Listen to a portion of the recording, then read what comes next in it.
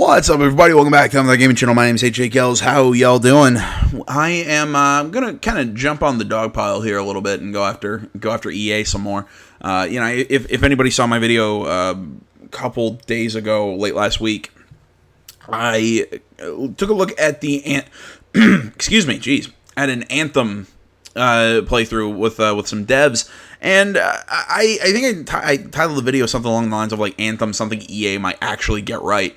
And I think that's true. I think EA might actually not have completely shit all over a good project for once. I think they were a big reason why Andromeda was so crap. I think they were a massive reason that Star Wars Battlefront 2 was so crap. And speaking on both of those, I mean, I was very open about this when Andromeda came out. I've said, even after all the bugs most of the bugs were fixed, I said that Andromeda was a bad Mass Effect game, but a decent, or was an average just game. But then there was the whole, even if you probably bought the season pass expecting there to be expansion DLC, we're just not going to do it, and we're going to stop fixing bugs.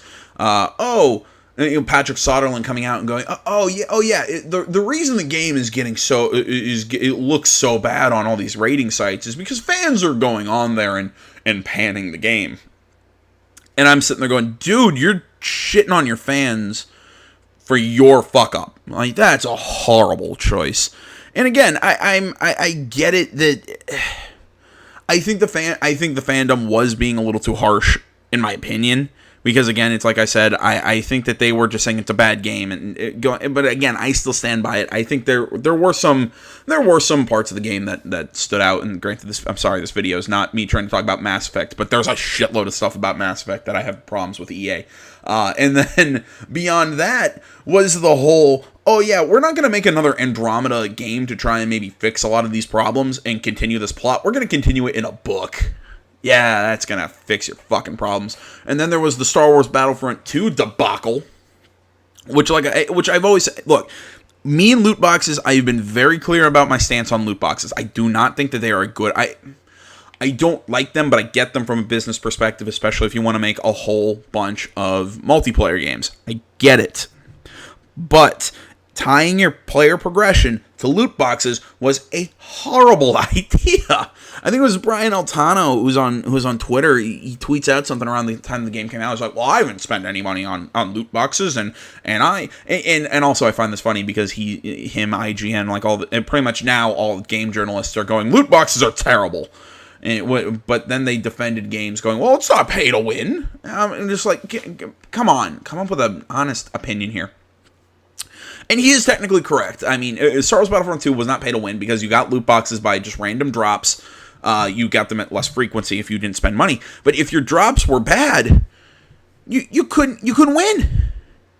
Like, that was a horrible decision to make your character progression based on loot boxes. So I could play just as long as somebody else, but my drops could suck, and I'd get my ass handed to me. It doesn't matter. That was a horrible decision. That was almost that. Again, it's all this money grabbing from EA. Like, some people would argue the DLC expansions for The Sims, which I enjoy The Sims, and I don't mind some of their DLCs. I mean, the vampire one was kind of cool, but this new one, Seasons, I think that's absolutely ridiculous. There's seasons now in The Sims. Why am I paying $20 for this? I actually don't know how much they cost, but But most recently, I back on my main topic, as I sit here just slamming on EA for fun, was at the very beginning of that Anthem video. I was talking about how Amy Hennig I said Amy Hennig's project got scrapped, and people were saying, well, Amy Hennig left EA. Technically, we're both right. Amy Hennig did leave EA. She is going to start an independent studio right here. There's articles out there about that. But she's leaving, as far as I can tell, because EA scrapped her game. And as you see the title of this article, Amy Hennig doesn't blame EA for canceling Visceral Star Wars game. I would. And we'll get into the article in a second here. But I don't want people to think I'm sitting here going, well, how dare EA fire Amy Hennig. I get it. Projects get scrapped because the company wants to do something different, whatever. Yeah, I think what, but the reason that EA scrapped this game was absolute, or the, again, this is not, there's no confirmation on this. This is just me seeing what EA's been doing recently, what EA has been saying about games recently, and so why I think that, and also some of the stuff that they have done to this Star Wars game, because they've tried to get in there, because Amy Hennig, working on the on the Uncharted franchise, as far as I've been able to tell, she was kind of trying to take the Star Wars game, kind of make it like a third person, kind of like a Star Wars game, like an Uncharted-esque Star Wars game. I think that would be really awesome. You know, like all, you know, third person shooting and, you know, like maybe some like mild platforming bits here and there. I'm like, that would be a hell of a game. Yet EA decides to get their grubby little hands on it.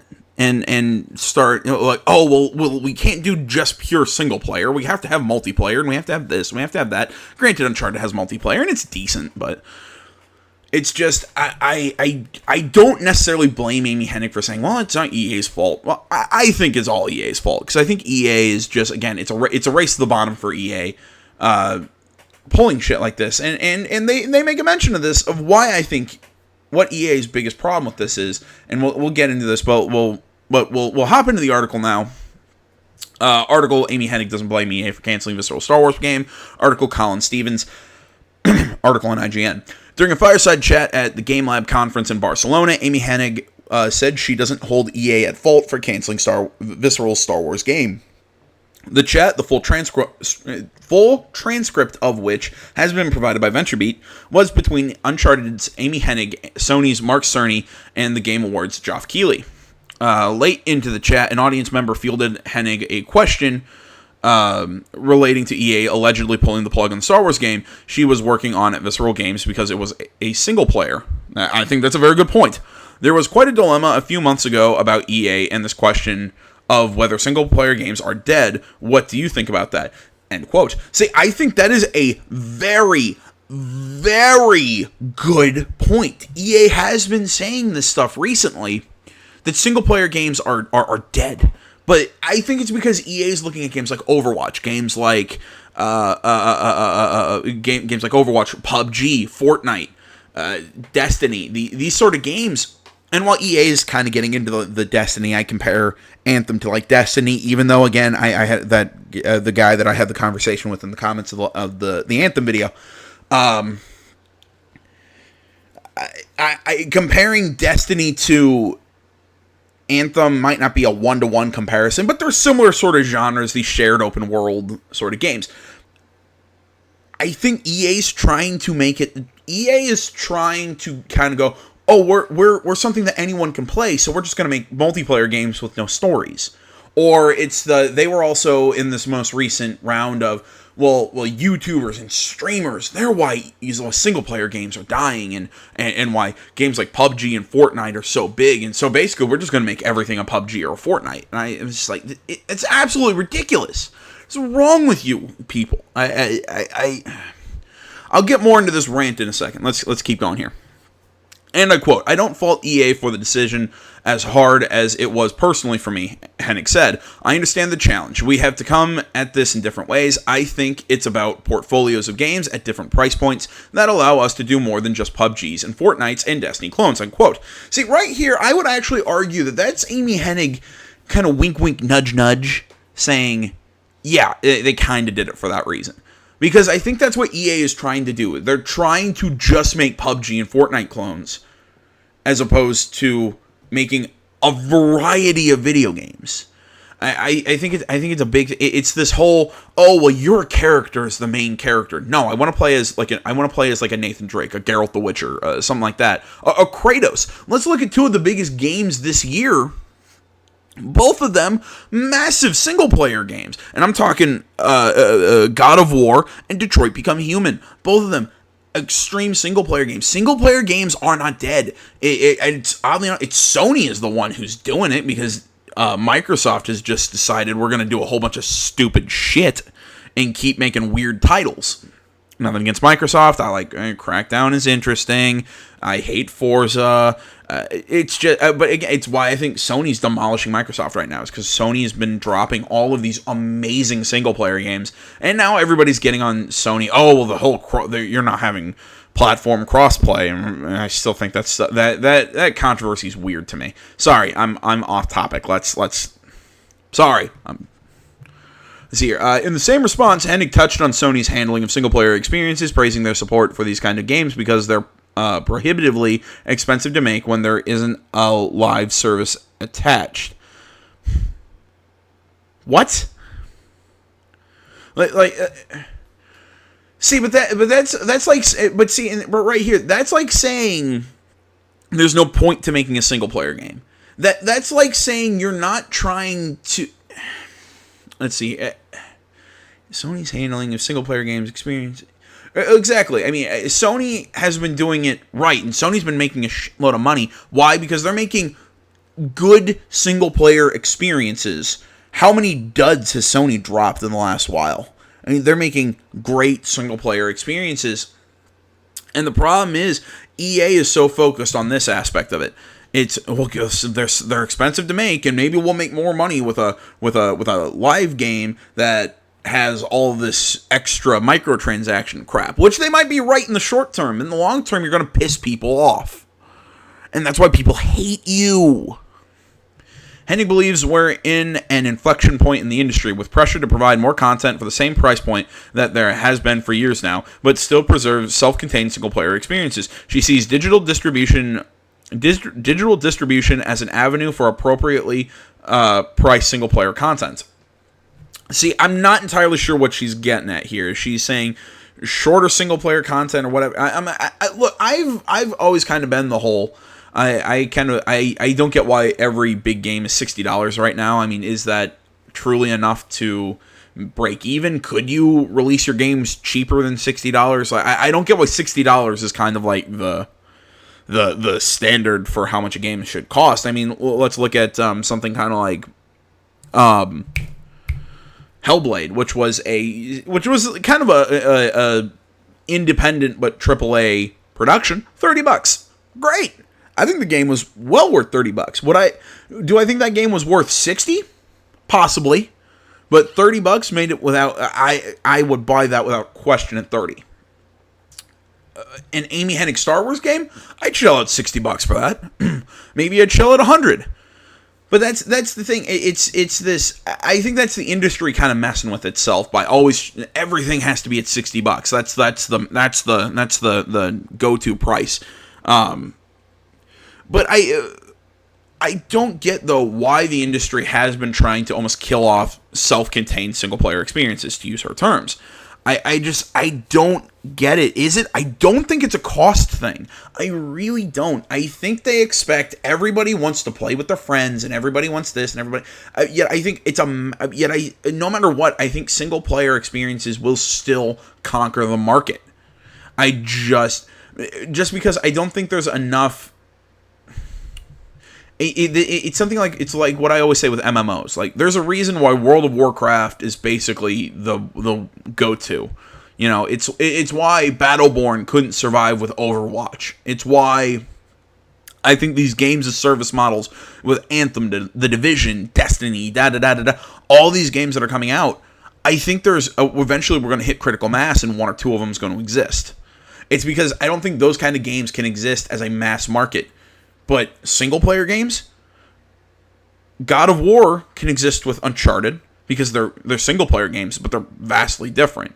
Uncharted can exist with The Witcher, and The Witcher can exist with Gears of War, and Gears of War can exist with Infamous, and Infamous can exist with the list goes on and on and on. Because single-player games, I think, are where we see the vast diversity of actual titles of kinds of games of a Detroit Become Human is so different. Like I said, like two of the biggest single player games in my opinion this year have been Detroit Become Human and God of War. Extremely different games. One's a narrative adventure, the other one's an more action adventure, and there's RPG, even RPG elements in God of War.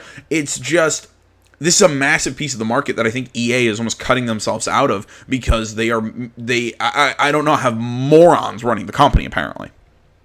Hennig recently revealed that she had left EA back in January following the shuttering of Visceral Games and the transitioning of its single-player game to EA Vancouver.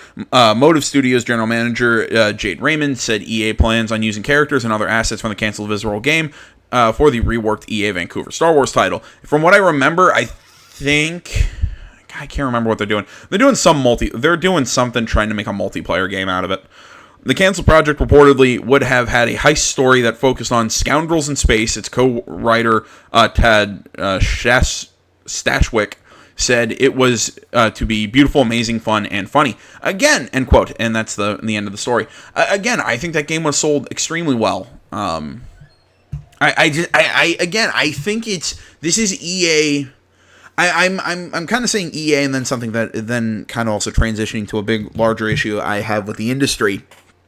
And that is this push away from single-player experiences because I think people aren't seeing them. I get it, it's a business, but it's this whole, we could probably make more money with a soulless multiplayer game that's going to last 2 years. I'm serious. I question how big Fortnite's going to be in a couple years. I question that. I question how big Overwatch is going to be in a couple years. I think these games, I'm not going to call them flash in the pans, but I just question how big they're going to be year after year after year after year. Yet I think single player stories are timeless, just kind of like movies and books. I think there's a timeless aspect to them that I think EA is missing, and I think EA is really going to pay the price for down the road. And again, I mean, can they right the ship? I mean, tell me your opinion of anything I talked about here. I mean, hell, I've probably rambled for about 15-20 minutes, and nobody has any clue what I'm saying half the time. But I hope I somewhat made some sense here. I decided to do this as opposed to putting this on the weekly show, just because I feel I didn't want to waste like 30 minutes on that show talking about this, but. Overall, I just think that this EA, to wrap up my point here, I think EA continuously I don't think they're seeing the industry correctly. I think they're putting blinders on, going, what is the way that we can make the most money? Which I respect, but I think while doing that, you have lost the goodwill of the players, which I think you also need that. I think you should maybe try and make a little less money, but gain that goodwill back. Give it back to the players, because I think they're the people who support you and are going to keep buying your product. Now, like I said, I love EA Sports games, and I think EA Sports games are going to do well for a very long time, because I think that they also appeal to a more casual audience. Fair enough. I think Call of Duty does a very similar thing. But I just feel that the EA is going to run into some problems with the more hardcore audience down the road if they continue slamming on single player and getting rid of projects like with Hennig. I think Hennig's project could have made them a ton of money, and they scrap it for, in my opinion, I think that the Hennig project, I guess this is kind of the main point of this. I think the Hennig project was a slam dunk. I think there was no way that did not make you a good chunk of change. Instead, they're going to go with a different project that might make them good money and might piss people off more. I think that they keep making bad decisions, and it's like I said, it's like the video says, can they right this ship? Tell me what you think. Tell me if you think I just blathered on for an hour and nothing made sense.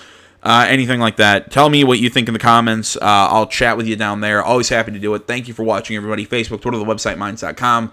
Links to all that stuff is in the description. Follow me on any of those platforms. Those are all great places to find me. You can also talk with me down in the comments. And if you enjoyed the video, please hit that like button. Subscribe to the channel if you're not already. And until next time, my name's AJ Gels. This is the Anthem Game Channel. I'm out.